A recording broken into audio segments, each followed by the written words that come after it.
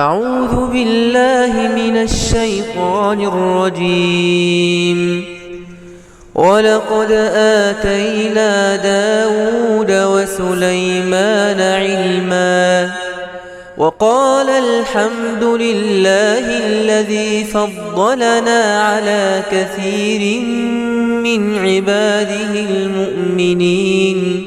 وورث سليمان داود وقال يا أيها الناس علمنا منطق الطير وأوتينا من كل شيء إن هذا لهو الفضل المبين.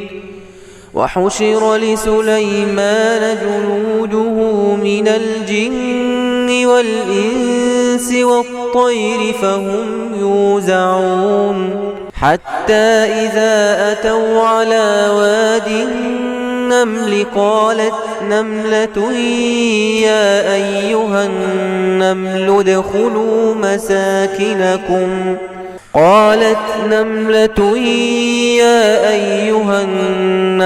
ادخلوا مساكنكم لا يحطمنكم سليمان وجنوده وهم لا يشعرون.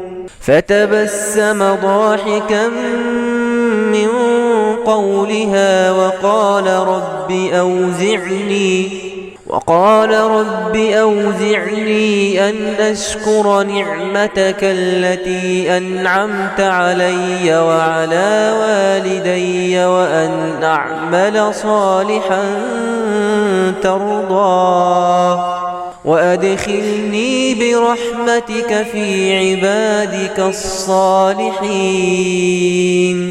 وتفقد الطير فقال ما لي لا أرى الهدهد أم كان من الغائبين. لأعذبنه عذابا شديدا أو لأذبحنه أو ليأتيني بسلطان مبين. فمكث غير بعيد فقال أحطت بما لم تحط به وجئتك من سبأ بنبأ يقين. إني وجدت امرأة تملكهم وأوتيت من كل شيء ولها عرش عظيم. وجدتها وقومها يسجدون للشمس من دون الله وزين لهم الشيطان أعمالهم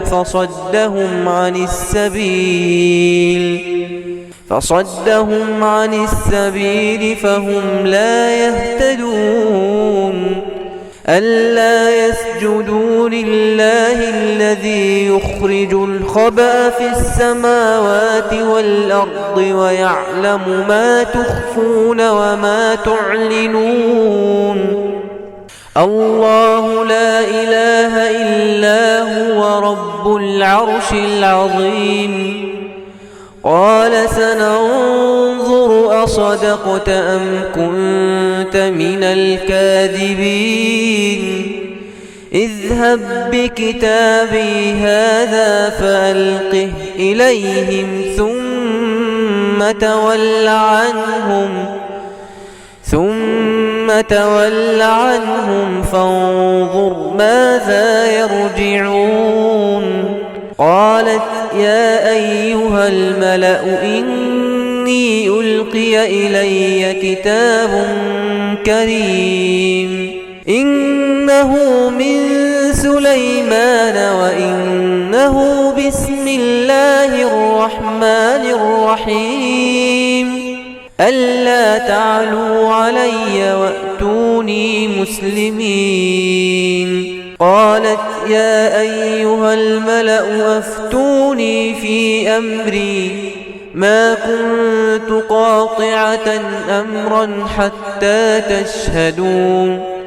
قالوا نحن أولو قوة وأولو بأس شديد والأمر إليك فانظري ماذا تأمرين قالت إن الملوك إذا دخلوا قرية أفسدوها وجعلوا أعزة أهلها أذلة وكذلك يفعلون وإني مرسلة إليهم بهدية فناظرة بما يرجع المرسلون فلما جاء سليمان قال أتمدونني بمال فما آتاني الله خير مما آتاكم